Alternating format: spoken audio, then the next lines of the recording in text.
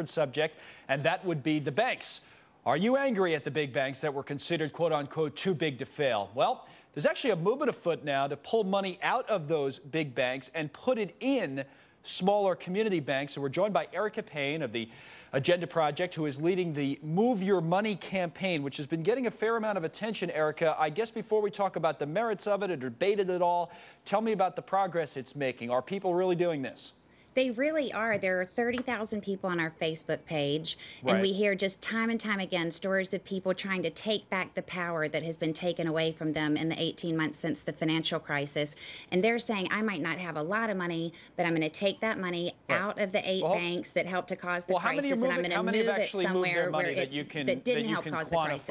I know you got all the Facebook fans, but a lot of people have Facebook fans. It's hard to tell because we keep on hearing these individual stories, but we don't hear from everybody who's made that important move, because I know we've inspired people across the country to go do it, but not every single one is writing in and saying, I had $2,000 or $5,000. So we don't know the exact figure, but it seems like it's made a lot of progress, which is great. I know the guys here are going to have some questions for you. I just want to shoot a few at you just to get an idea of what you're trying to accomplish here. One of the things is you're essentially saying, right, and correct me if I'm wrong, hey, if you have money in a big bank like Citi or JP Morgan, whatever the case may be, take it out. Take it out of the bank. So on the surface, you're advocating a run on a bank, which is what got us into this mess in the first place. And wouldn't that cause more problems than it solves?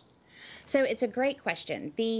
When you think of a run on a bank, what you need to remember is that a run on the bank actually means a run on all of the banks. So what we're doing now, picture a vase filled with water, a big vase. Right. And then 10 small water glasses around it. What we're asking people to do is to take their water out of that central vase and put it in one of each of the 10 small glasses. What happens if you take the water out? But you've got the same amount of money, and then you've got the same amount of liquidity in the system. And so a run on the banks is when you move all of your money. You move it all out. No, understood. Move it out of all of the water glasses. I understand that, but you take it out, right, of that system.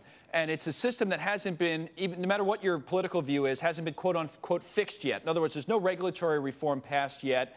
These banks are still, in just about everybody's minds, too big to fail. So if you cause their failure by taking money out of them, you're shooting yourself in the foot, aren't you? Well, you're not, because the system will stay afloat. As I said, you're just moving water from one big bucket into some smaller buckets, and so that's not going to cause a problem. What we really need to do, though, I mean, this is a piece of it, and it's an important piece, but there are 2 next pieces that people should really consider. Is number 1, moving, there are a lot of people invested in pensions, firefighters, teachers, etc. When those pension funds are invested in big banks, they'll usually take 1 or 2%. Now, 1 or 2% of $1,000 is not very much, but some of these pension funds are $5 million, $10 million, and you're talking then about fees of $50 million. So moving that money can make a tremendous difference. Erica, my question is, I can see the retribution part. We're mad at these big banks. There's no real question they contributed in some measure to what we've all been going through over the past 2 years.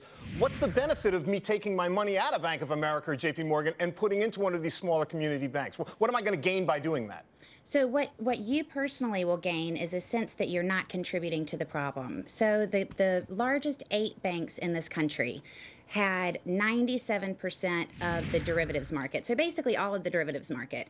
And a lot of people out there don't know what derivatives are, and I think some people who trade derivatives don't really know what derivatives are, but there are these complex financial instruments that are very hard to tell what's underneath, how they're valued, and that is one of the things that there's a lot of responsibility in this financial crisis, but that is one of the things that really helped bring it down. And so what you're really doing with people, it's telling them you do have power, and let's take that power and help to, to move out of too big to fail and move into some smaller ones that.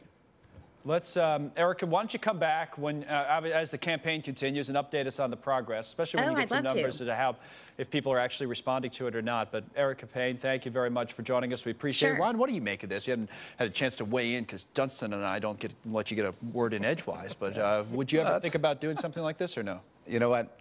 Everybody's got to look out for themselves. This is America. This is capitalism. What's the interest rate you're going to pay me? What's the services? What's my online? What makes me more efficient?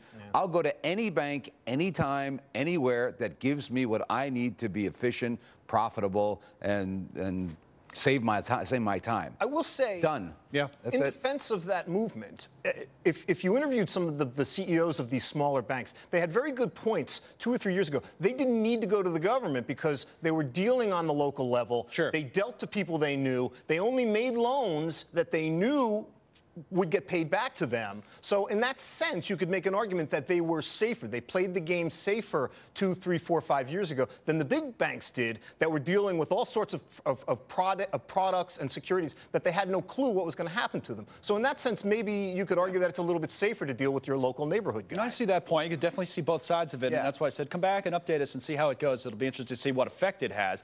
I want to go back